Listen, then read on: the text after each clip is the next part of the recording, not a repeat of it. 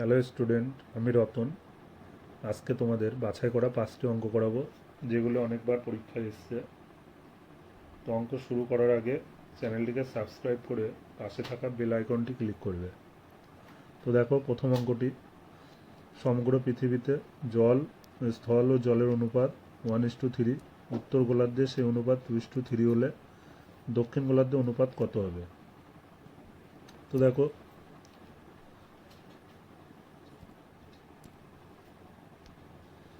স্থল আর জল। পৃথিবীতে স্থল আছে 1 আর জল আছে 3, এটা পুরো পৃথিবী।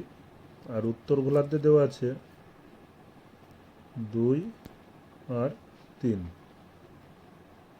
তাহলে দেখো, পুরো পৃথিবীর আয়তন হচ্ছে কত? 1 আর 3 4, আর উত্তর গোলার্ধে আয়তন হচ্ছে 2 আর 3 5।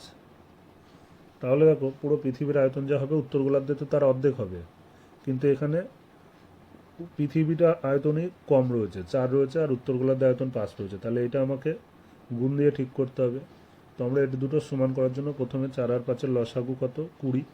প্রথমে দুটোকেই 20 বানাবো। 20 বানাতে গেলে এটাকে 5 দিয়ে গুণ, তো 5 দিয়ে গুণ দেওয়া মানে এগুলোকেও 5 দিয়ে গুণ দিতে হবে। আর এটা 20 করতে গেলে 4 দিয়ে গুণ দিতে হবে। 4 দিয়ে গুণ দেওয়া মানে এগুলোকেও 4 দিয়ে গুণ দিতে হবে। তো দেখো, সমান হলো। পৃথিবীর আয়তনও 20 হলো, আবার উত্তর গোলার্ধের আয়তনও 20 হলো। তাহলে আমাদের কি করতে হবে? পৃথিবীর আয়তনটা তো উত্তর গোলার্ধের আয়তনের দ্বিগুণ হবে, তাহলে পৃথিবীর আয়তনের সাথে আবার 2 গুণ দিতে হবে।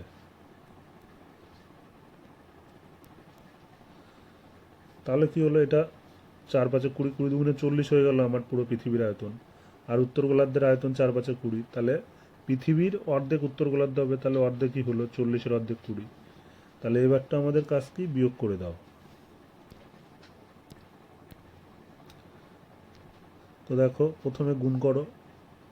5 একে 5, 5 দুগুণে 10, আর এদিকে 5 দুগুণে 10, 3 10-এ 30। এটা পুরো পৃথিবীর পেলাম। আর উত্তর গোলার্ধে কত হবে? 4 দুগুণে 8, এদিকে 3 4-এ 12। তাহলে পুরো পৃথিবীর আয়তন এটা, এই দুটো। আর 8 আর 12 উত্তর গোলার্ধের আয়তন। তারা পুরো পৃথিবীর আয়তনের থেকে উত্তর গোলার্ধের আয়তনটা বাদ দিয়ে দেবো। তাহলে পৃথিবী 10 ছিল, উত্তর গোলার্ধে 8, ডিফারেন্স কত? 2। আর এখানে জল ছিল 30 পৃথিবীতে, আর উত্তর গোলার্ধে আছে 12, তাহলে ডিফারেন্স করলে কত হবে? 30-এর থেকে 12 বাদ দিলে 18। তাহলে 30 আর 18 মানে 9, 2 একে 2, 9 দুগুণে 18, 1:9। তাহলে অ্যান্সার ডি।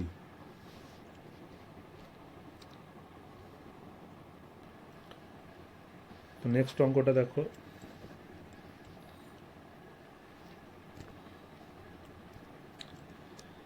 এ ও বি এর বর্তমান বয়সের অনুপাত 4:5। 18 বছর আগে ওই অনুপাত 11:16 হলে এ ও বি এর বর্তমান বয়সের সমষ্টি কত? তো দেখো,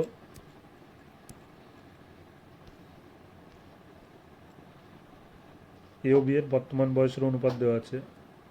এ ইস টু বি বর্তমানে কত দেওয়া আছে? 4:5।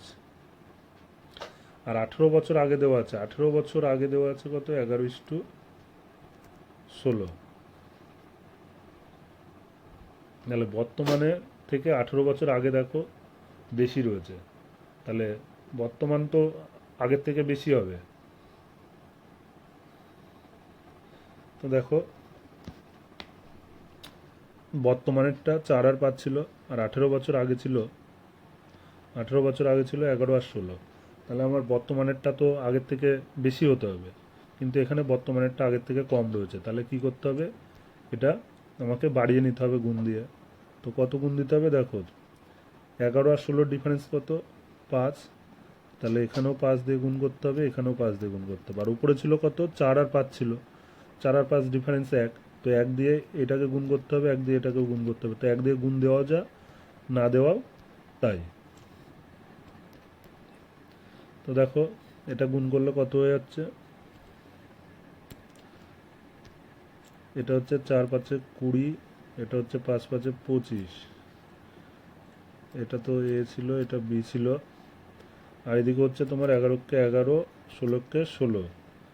তাহলে দেখো বর্তমানেরটা 20 থাকলে, বর্তমানে 20 হলে 18 বছর আগে ছিল কত, 18 বছর আগে ছিল 11, আর এদিকে বির ছিল বর্তমানে 25 হলে 18 বছর আগে ছিল 16।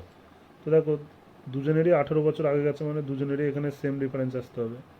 তো এর 20 ছিল, 18 বছর আগে ছিল কত, 11, বর্তমানে 20 থাকলে 18 বছর আগে 11, তাহলে কত বছর আগে গেল আমাদের হিসেবে, 9 ইউনিট আগে গেল। এদিকে বির ক্ষেত্রেও তাই, দেখো বর্তমানে 16 হলে 18 বছর আগে ছিল কত, 16, বর্তমানে 25 হলে 18 বছর আগে ছিল 16, তাহলে এটাও 9 আগে গেছে। তাহলে আমাদের হিসেবে ডিফারেন্স বর্তমান আর 18 বছর আগের ডিফারেন্স 9, আর এখানে দেওয়া আছে 18, তাহলে আমরা 9 ইউনিট সমান সমান 18 লিখতে পারি। তাহলে 1 ইউনিট সমান সমান কত হবে, 9 দুগুণা 18, 2। তাহলে কী চেয়েছে, এ ও বি এর বর্তমান বয়সের সমষ্টি কত। তাহলে দেখো এ ও বি এর বর্তমানের সমষ্টি চেয়েছে, তাহলে এ ও বি এর বর্তমান কোনটা ছিল, এই যে আমাদের বর্তমানে একটা 20 ছিল, একটা 25 ছিল, তাহলে সমষ্টি চেয়েছে ও বি এর বর্তমানের, তাহলে এ ছিল বর্তমানে 20 আর বি ছিল 25, মানে এগুলো ইউনিটে আছে 20 আর 25, তাহলে 20 আর 25 কত, 45। তাহলে আমাদের 1 মানে যদি 2 হয়, 45 মানে কত হবে, 45 গুণ 2, 90। তাহলে অ্যান্সার হয়ে যাবে এ। দেখো নেক্সট অঙ্ক দেখো,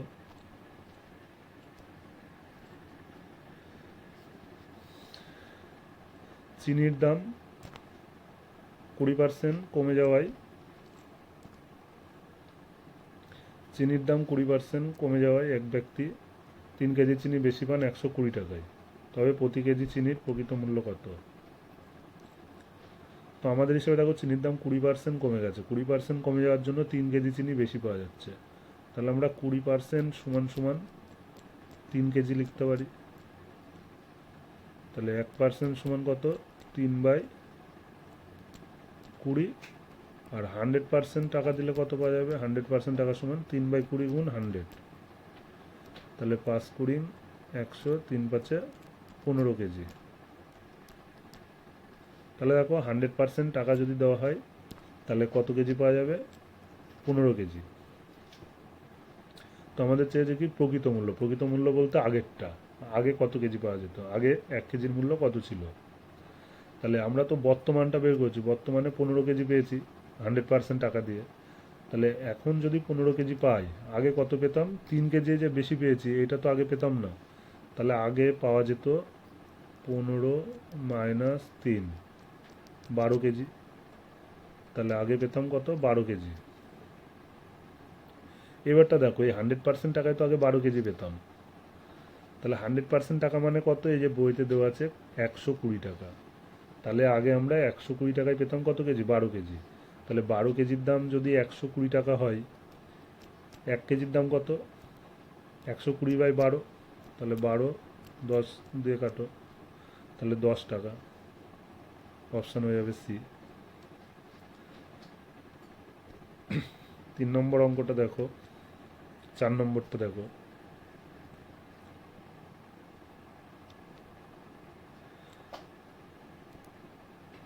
দুটি সংখ্যার অনুপাত 4:5, সংখ্যা দুটির উভয় পদের সঙ্গে 2 যোগ করলে সংখ্যা দুটির অনুপাত হয় 5:6, সংখ্যা দুটি কী কী। তো দেখো দুটি সংখ্যা ছিল, প্রথমে একটা 5 আর একটা 4 ছিল, উভয় পদের সঙ্গে যখন 2 যোগ করছি তখন হয়ে যাচ্ছে কত, 6:5, তাহলে আমরা উভয় পদের সাথে 2 যোগ করেছি, তো এখানে দেখো একটা 5 ছিল, 6 হয়েছে, 1 বেড়েছে, এটা 4 ছিল, 5 হয়েছে, কত বেড়েছে, 1, তাহলে এখানে 1 করে যোগ করা হয়েছে, আর এখানে দেওয়া আছে বইতে 2, তাহলে 1 ইউনিট সমান সমান 2 লেখা যায়। তাহলে 1 ইউনিট সমান সমান যদি 2 হয়, সংখ্যা দুটি কী কী চেয়েছে, একটা সংখ্যা 5 ছিল, একটা 4 ছিল, তাহলে 1 মানে যদি 2 হয়, 5 মানে কত হবে, 5 গুণ 2 10, আর একটা 4 ছিল, 1 মানে 2, 4 মানে কত, 4 গুণ 2 8, তাহলে 10 আর 8, অপশান বি। দেখো নেক্সট অঙ্ক।